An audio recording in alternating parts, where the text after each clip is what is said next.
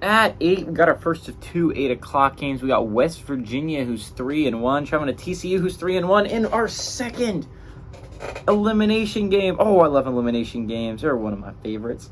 We got TCU favored by 14 points on ESPN2. Garrett Green for the Mountaineers has gone 26-47, thrown for 402 yards, 4 touchdowns, 0 interceptions.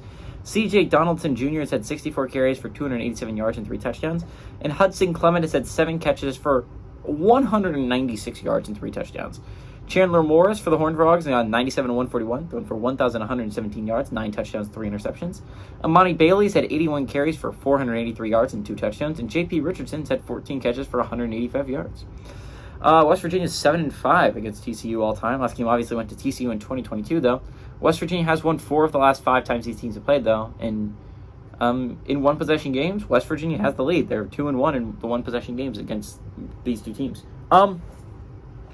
I think what's really interesting about this football game is Garrett Green going to play? Because it was very impressive that West Virginia was able to beat Texas Tech last week with Garrett Green getting hurt, right? Like, no Garrett Green sucks if you're a West Virginia fan. But you were able to survive against a pretty good Texas Tech team without Garrett Green.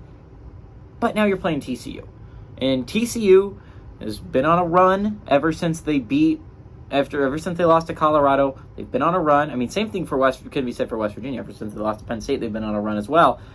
But TCU is a very talented football team. They have a lot of things going for them. Not only that, TCU has their quarterback healthy. Will Garrett Green play in this game is such a big question for me. Because if so, I think West Virginia has a shot here. It's a shot to pull off the upset.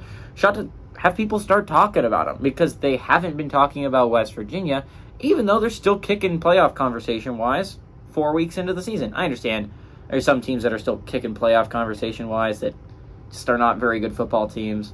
Looking at you, Auburn. But I think this West Virginia team is a pretty good football team. And I think a lot of more people should be talking about. Same with TCU, by the way. I think TCU is a solid football team.